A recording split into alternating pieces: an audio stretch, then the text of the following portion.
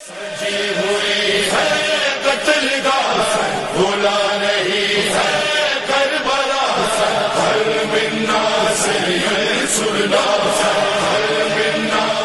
جب مکتب اہل البیت کے ایک پیروکار کی حیثیت سے قرآن اور نبی کریم اور اہل البیت علیہ الصلوۃ والسلام کی تعلیمات کو پڑھتے ہیں تو ہم دو حوالوں سے پڑھتے ہیں. ایک یہ کہ نبی کریم نے کیا فرمایا، دوسرا یہ کہ وہ اپنے جس مقام پر فائز تھے اس مقام پر فائز ہوتے ہوئے وہ مستقبل کو کس طرح سے دیکھتے تھے. اللہ تبارک و تعالیٰ اس کائنات کا مدیر اور مدبر ہے. اس کائنات کے تمام سسٹمز کو اللہ مینیج کرتا ہے. اللہ اے سے زی تک تمام چیزوں پر محیط ہے.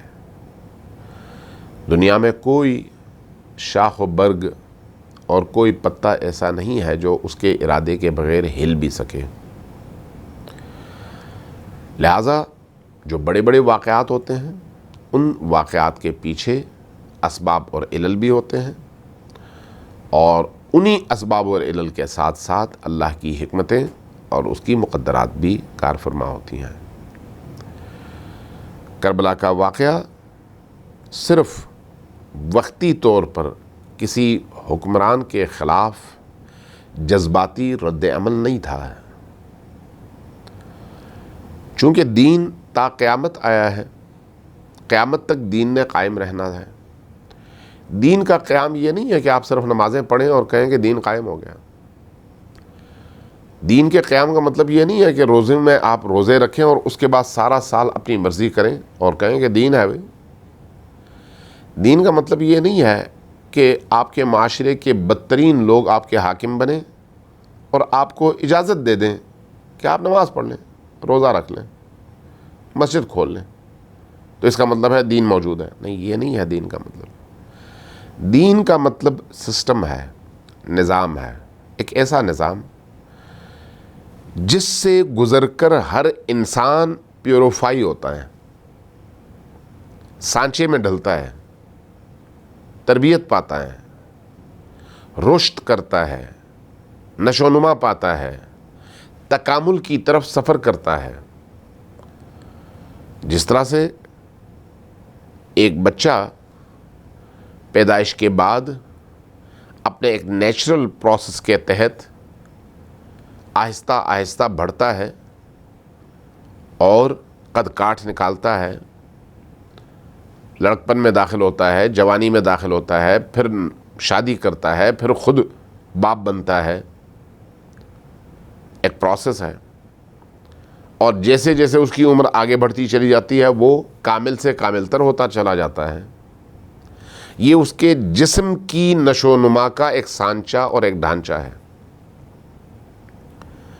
جس سے وہ چاہے یا نہ چاہے جسم اسی انداز میں ایک سٹرکچر کے تحت، ایک پروگرام کے تحت، ایک نیچرل پروسیس کے تحت نشو و نما پاتا ہے.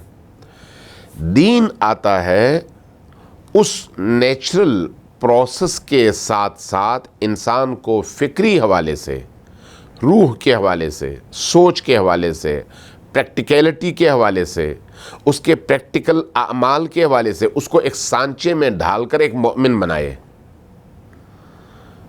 اگر آپ اس نیچرل پروسیس کو دیکھیں تو ایک کافر اور مسلمان میں کوئی فرق نہیں ہے، ہندو، یہودی، عیسائی اور مسلم میں کوئی فرق نہیں ہے، سب کا پروسیس وہی ہے. لیکن جب آپ اسلام کی بات کرتے ہیں تو اسلام کی نگاہ میں جب ایک شخص لا الہ الا اللہ محمد الرسول اللہ کہتا ہے تو اس کلمے کو پڑھنے کے بعد وہ اپنی روح، اپنی سوچ، اپنی فکر، اپنی توانائیاں، اپنے بیہیویئرز، اپنے اخلاق، اپنے رویے اور اپنے اعمال کے لحاظ سے ایک سانچے میں ڈھلنے کا اعلان کرتا ہے کہ میں لا الہ الا اللہ محمد رسول اللہ کے سانچے میں اپنے آپ کو ڈھالوں گا. فرد کی بھی یہ ذمہ داری ہے اور معاشرے کی بھی، اور فرد ہی سے معاشرہ تشکیل پاتا ہے. اس لیے میں نے یہ عرض کیا کہ ایک شخص اگر کہے لا الہ الا اللہ اور نماز پڑھ لے، روزہ رکھے اور اس کے بعد باقی زندگی جو کرنا چاہے کرے، تو اس کا مطلب یہ ہے کہ اس نے اس سانچے میں اپنے آپ کو نہیں ڈالا. یہ اسلام نہیں ہے. اسلام اس مکمل ضابطے کا، مکمل سانچے کا نام ہے جس سے معاشرہ گزرتا ہے، صالح معاشرہ بنتا ہے، انسان گزرتا ہے، صالح انسان بنتا ہے. انبیاء اسی لیے آتے ہیں، اولیاء اسی لیے آتے ہیں. ہم جب اس اعتبار سے اسلام کو دیکھتے ہیں تو ہم یہ کہتے ہیں کہ یہ جو معاشرے کو سنبھالنے، حکومت قائم کرنے، سٹرکچر بنانے کی ذمہ داری ہے، اس کی ذمہ داری ہے جس کو اللہ اہل سمجھے اور اس کو یہ ذمہ داری دے. انسان یہ کام اپنی مرضی سے نہیں کر سکتا جب تک وحیانی سرپرستی اور پشتیبانی حاصل نہ ہو اس کو. اس لیے خلافت کے مسئلے میں ہمارے اور دوسروں کے درمیان یہ فرق ہے. ہم کہتے ہیں کہ خلافت کا اہل وہ ہے جس کو اللہ معین کرے، اور ہمارے دوسرے بھائی کہتے ہیں کہ نہیں، وہ ہے جس کو ہم معین کریں. فرق یہاں پر آتا ہے. اب آپ اس آئینے میں اگر ائمہ اہل البیت کو دیکھیں تو ائمہ اہل البیت علیہ الصلوۃ والسلام وہ ہستیاں ہیں جن کا انتخاب اللہ نے کیا ہے، نشاندہی اللہ نے کیا ہے، فرد کی نشاندہی اللہ نے اور اس کے رسول نے کیا ہے. اس کے کمالات، اس کی خصوصیات، اس کی سوچ، عبودیت، بندگی، مقام، مرتبے، روح کی نورانیت اور پاکیزگی، اور اس مرتبے کی وجہ سے امام حسین علیہ السلام اس سلسلے کی کڑی ہیں. لہٰذا جب امام حسین علیہ السلام کوئی قدم اٹھائیں گے تو وہ صرف ظواہر کو دیکھ کر قدم نہیں اٹھائیں گے، صرف ایک وقتی مسئلے کو سامنے رکھتے ہوئے قدم نہیں اٹھائیں گے، بلکہ ان کی نگاہوں کے سامنے آج سے لے کر قیامت تک وہ تمام امور، وہ تمام واقعات، وہ تمام مسائل، وہ تمام حوادث، وہ تمام اہم چیزیں موجود ہوں گی جن کو دیکھتے ہوئے امام حسین اپنا قدم اٹھائیں گے اور اس قدم کے اثرات بھی رونما ہوں گے. لہذا جب آپ اس اعتبار سے دیکھیں گے تو آپ یہ محسوس کریں گے کہ امام حسین علیہ السلام اپنے قیام کے جو اثرات دیکھ رہے تھے وہ اثرات عام افراد نہیں دیکھ رہے تھے. بہت سارے اصحاب تھے، بہت سارے اکابر تھے، بہت سارے صحابی زادے تھے جن کو ہم تابعین کہتے ہیں، تبع تابعین موجود تھے، لیکن جو نگاہ حسین ابن علی کی تھی وہ دوسروں کی نہیں تھی. اس لیے آپ نے دیکھا جن لوگوں نے یزید کے خلاف قیام نہیں کیا، بعد میں کن کن مشکلات سے وہ گزرے. امام حسین نے قیام فرمایا، آج بھی ہر دل میں ان کی یاد، ان کی محبت، ان کا عشق آگ کی صورت میں ہر دل میں موجود ہے. جبکہ واقعہ عاشورہ کے بعد بڑے بڑے واقعات مکہ اور مدینہ میں ہوئے، بھول گئی تاریخ، کوئی یاد نہیں کرتا، کوئی بتاتا نہیں ہے. تاریخ کے اوراق میں دفن ضرور ہے لیکن معاشرے میں اس کے آثار کوئی نہیں ہے. امام حسین دیکھ رہے تھے کہ اگر آج حسین ابن علی نے قیام کیا تو تا قیامت یزیدیت کو سر اٹھانے کا موقع نہیں ملے گا. امام حسین یہ دیکھ رہے تھے کہ اگر انہوں نے قیام کیا تو قرآن کی وہ تمام آیات جو انسانی معاشرے کو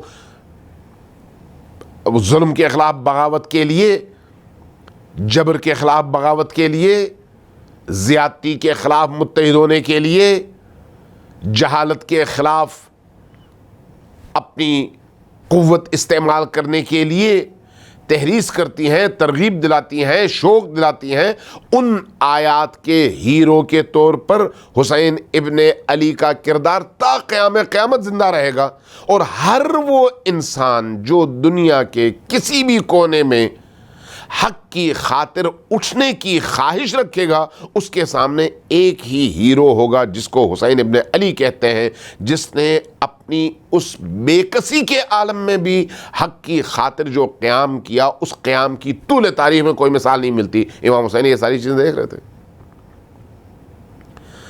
امام حسین یہ دیکھ رہے تھے کہ اس کے بعد ایک ایسی قوم تشکیل پائے گی جو ہر دور میں ظلم کے مقابلے میں کھڑی ہو جائے گی، دیکھ رہے تھے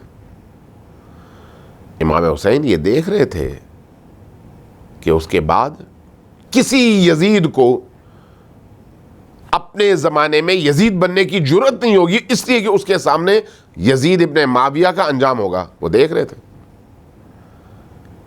جبکہ وہ لوگ جن کو ان بصیرتوں کا علم نہیں تھا، بصیرت سے عاری تھے، وہ صرف اپنی دو وقت کی روٹی اور عارضی زندگی ہی کی خواہشات اور زنجیروں میں جکڑے ہوئے تھے، اس لیے انہوں نے قیام نہیں کیا۔